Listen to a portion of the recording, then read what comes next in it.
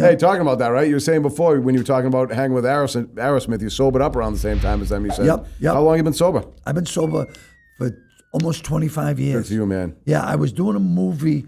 You look like $1 million, too. Thank you really do. Well, I'll show you a picture of me before. I've seen him. 388 pounds, and Dennis Leary said Don Mattingly will hit 400 before you do. Jesus Christ. I mean, you'll hit before Mattingly. Yeah. I screwed up the joke, but I knew what you meant. Yeah. Oh my God.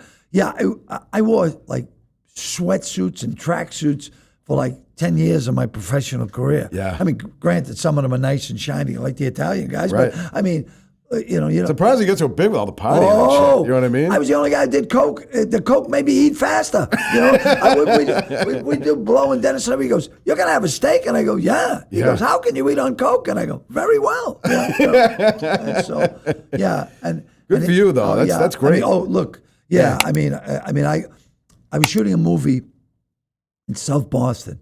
And the scene, I had killed a couple of people in the movie earlier. And the scene called for me to put this pretty big guy up against the wall and rough him up. I was like the muscle. Yep. So I meet the kid, and he's all blown away to meet me and everything. I said, look, I'm just another guy. It's fine.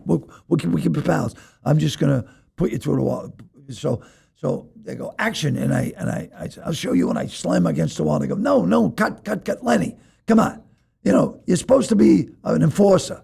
Give it to us. Right. I said, all right. So I said to the kid, he said, oh, Mr. Clarke, really, don't be afraid. I'm a big guy, I can take it. I said, okay. So they go, action. And I take him and I put him through a fucking door. Right through it? Rip the door jamb off the wall. He's on the ground covered in fucking shit. And that all came off the wall. And I go, how's that? And they go, not good. This is Whitey Bulger's joint, Lenny. You just tore his wall. Shit. We don't own that shit. I go, oh, good night. See ya. So I get wrapped on the picture. And I buy a bottle of whiskey, and I had a beer, I got a bag of grass, a bag of blow. Yeah. And this just everything. Yeah, the kid, and I'm a his, like Einstein, I'm crazy, I'm sweating. Yeah. A big fat sweaty guy, and all the cameras. And this kid I put through the wall comes up to me and says, hey, Lenny, are you happy? And I go, look, how much I couldn't be happier. He says, you want to get real happy? I go, you don't scare me. He says, we'll pick you up at 6 o'clock tomorrow morning. Yeah. So me and my buddy, Donnie Weagle, we go bar hopping in Boston. And the gig was to see what bar we could go into that the bartender didn't know me, right? And when we found the place they didn't know me, we'd stay. So every bar we went, hey, drinks on us. Right. Yeah, we go boom, boom. We ended up in a place called the Tall Ships in Faneuil Hall. I don't even know I if it's there remember anymore. Tall Ships. Yeah. I don't think it is. And they didn't know who I was. I said, we'll stay. So we're drinking. And then I start screaming. The guy goes, oh my God, you're Lenny Clarke. And I go, we got to go. Gotta leave. So we go back to the hotel. We're doing blow. 6 o'clock in the morning. My buddy goes, who's that? And I go, it's some friends, man. We're going to party with them. He goes, Lenny, I can't be seen in public. I says, I can't even go out. I said, no problem. So I live in a pile of blow. And I go, I open the door. You got ready? I go, I'm all ready. You want to do a bumpy? No, save it. So we get in a van, 6 guys, and they take me to St. Bridget's in South Boston to an AA meeting. Just like that. So I go down, Yep. and I'm going, what is this? He goes, just listen. And I'm listening to this guy speak, and I'm going, am I being punked? Yeah. You know what I mean? Yeah, what's going on? Yeah, what is it? And I'd still have blows dropping out of my mouth.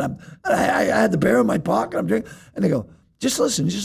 So I listen to the guy, and he's making a lot of sense. And then I listen to some of the other people. I go, oh, that's nice. And I start to come down. Right. I start to go. And I go, okay, well, that's great. Let's go. And they go, no, that's just a halftime. Everyone takes a break, has a smoke and a coffee. And a guy comes up to me with a cup of coffee. Would you like a coffee? And I said, yeah. So I'm drinking the coffee, and I'm sobering up. And I listened. I stayed for the second half, and we left. And it was like an epiphany. He said, what do you think? I said, I think I want this. Yeah. But I wasn't sure. From going to one meeting? Well, I had been to meetings before. I was going to say, I was going to ask you that. Did you feel like you had a problem? Were you acknowledging it to yourself? I managed to stay sober, clean and sober for a year. And then went on a bender and crashed a bicycle and had 150 stitches in my face. Jesus. Went on stage. We're all stitched up like Frankenstein. Wow. Yeah, it was horrible. Yeah. But and that was all due to a breakup with a girl. Some crazy, whatever. Yeah, some crazy So shit. anyway, but this time, this guy became my sponsor. Yeah. And he wouldn't let go. Yeah. He would come to my mother's house and because I lost everything, and I was living at my mother's house, and he would take me to meetings. And every day. I go, he'd wake me up and go, come on, where we going? We're doing a meeting. Yeah. I said, I went to one yesterday. He said, can't stay clean on yesterday's shower. Let's go. There you go. So this guy That's a good line. single-handedly, oh, he was brilliant. Yeah. And he's still my sponsor to this day. Yeah. This guy single-handedly saved my life from the booze and drugs and saved my life in other ways too. Yeah. But, I mean, I owe him a great debt. You know, That's I mean, great. it's just, and I'm blessed. And you're probably a hell of a lot happier now than you were through that fucking God, yeah. Because, tornado, you know, right? people say, well, what was it like being at the Playboy Mansion, doing drugs and drinking and being around? I said, you know, you got to play the tape all the way through. Right. That's what my friend Kenny says. He says, play the tape all the way through because it all seems glamorous and romancing, all the high and everything. But at the end, the loneliness, the heartbreak, the just why did I do it again? You know, God, please help me. You know, and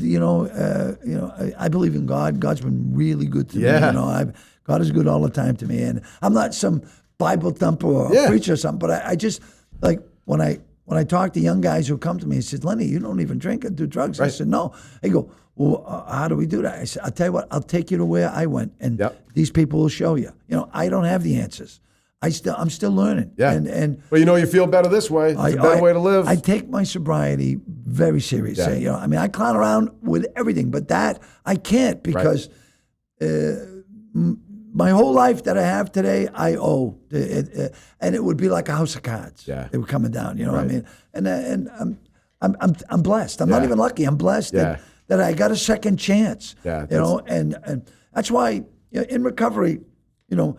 When people reach out to me, I take it just as serious. I stop everything. I go, yeah. I said, we can help you if you want it. Right. You gotta want it. Right. And I wanted it. Yeah. I didn't know I wanted it that bad, but I did. Yeah. And because I made it through. And Phil Barron was his name, and I just I love the guy. It's incredible. Do you help other young people or not young, but any people? Yeah, but no, anybody everyone to me is young. You're not that old. Oh, I'm old. No, what would you say? Late 60s? That's not old. 67. Are you kidding me? I've been riding the bus for a dime. Come on. Well, that's awesome, man. It's like I didn't know this about you. I didn't know about your kindness. I didn't know about how deep you were into the sobriety, and I think it's fucking great. You know what I mean? Yeah. It's you got to live your life in a good way. You know what I mean? Good, healthy, treat people right, be nice, be respectful. Exactly. It's very basic shit that a lot of people don't do. I put it like this. If I was drinking, this COVID shit would be on the back page. Yeah. You know, it'd be the last story in the news. Yeah. I mean, I was a very naughty boy. And I wasn't I wasn't a mean drunk. I was a really happy drunk. Right. But, I'd get drunk. Call the guy. Call him again. Get him over. You know what I mean? I was nuts. Yeah. I was full out psycho. Yeah. All good. I mean, I want everyone happy. Right. But I wanted... It was like a fun contest, and I wanted you to win the fun contest. It's crazy. There doesn't need to be a fun contest. Yeah, right. You know what I mean? Just have a good time, be happy. Yeah, that's what everyone would tell me. You know?